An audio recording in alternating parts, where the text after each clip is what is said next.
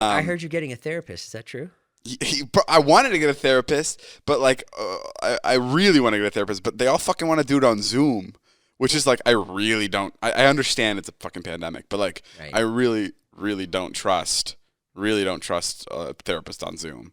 Oh, like, you mean like you think there's somebody in the room with them, like laughing at you? Like I would assume a lot of therapists also have kids. Yeah. And like, I know it's the rule for a therapist, and they would lose their license if they like talk about, you know, who their patients or whatever, who their people are, clients. I shouldn't say patients, but who their clients are. But I just always feel like especially with Zoom, like there's always a kid that's going to be listening next door or something, or the video's being recorded. I don't know. I just want to do it in person. I get that. If I'm going to do therapist stuff. It's great. So it's just another. Or maybe I'll just have them wear headphones. Maybe I'll just be like, just put on headphones. Yeah. I never even thought of that. Or you could use it as an excuse to still stay the way you are. Right. Yeah. I think that's what I'm doing. I think I'm just going to be slumping around for a while longer. What's a therapist like? It's daunting because the minute you start, you realize how fucked you are. Really? Yeah. And does it take a moment for you to like, for you to open up? Like, did it take you a moment? Yeah, it takes me, I would lie for a long time. Yeah, to the therapist. Like a few sessions. Yeah, what would you say? I'm happy, I love her. I'm happy, I love her. Yeah, like. And then would he unpack it? Would he be like, do you really love her? The thing is, a therapist has seen a guy like me 50,000 times. Okay. So he knows exactly what's going on, or he or she. I had a male therapist and I had a female therapist. They both could read me the minute I walked in the room. I mean, you need a divorce. Oh, whoa. Hi, I'm Jason.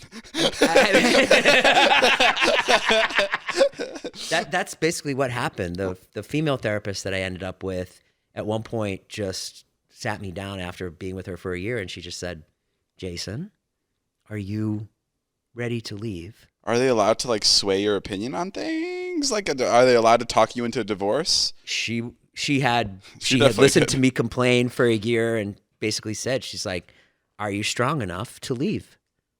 And I said, like she fucking caught me off guard. Like that was in the first minute of that session. Like I was like, She was like, if you're not strong enough, that's okay. You can stay. That sounds kind of manipulative. Well, are you powerful enough to leave, Jason? I mean, are you man enough to back out of this relationship, or are you a pussy? It's what I needed to hear. Right. You know, and that's what started the divorce. Yeah. See, I must remind people, many people probably don't know this about Jason, but he was the one that initiated the divorce. I know looking in and listening to the podcast, you would think it's definitely his ex-wife that left him. And this, every time you bring it up, like even just now, I'm like, I had to remind myself, I was like, oh yeah, Jason was the one that ended things, which is crazy. They can't tell anybody about anything? Like, how does that work? Yeah, they're not supposed to say anything. But except when you're about to hurt yourself or hurt others. Is that when they're allowed to? Like when? I think so, yeah. Or they're like, did she give you the guidelines before? No.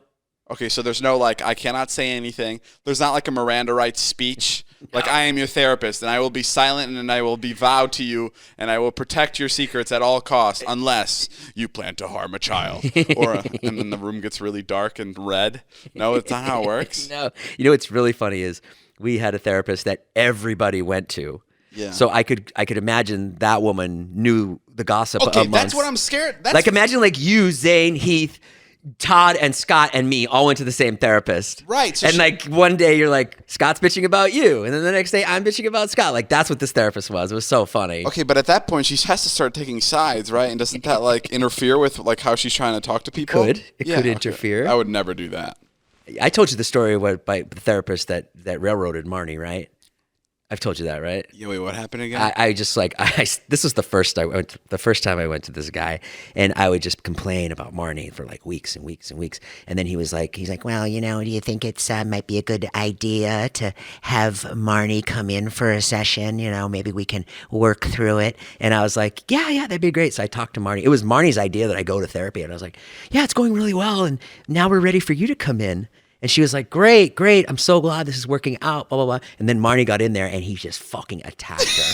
Oh, no. He attacked her. He was like, he wants to be able to have some freedom and you can't seem to do that. And it's a one-sided thing. And Marnie was like, even I was like, whoa. Like, this is fucked up. Right. So that I was bitching for months to this guy. And then he went after her. What did she say when you guys left? We left, and she was like, "That was fucked up. You like came after me," and I was like, "That was fucked up for sure." That's funny. Pretty funny. Did you just disconnect the mic? Bro, Jason's fucking fidgeting here, and he just disconnected the mic cord. I'm so like excited. as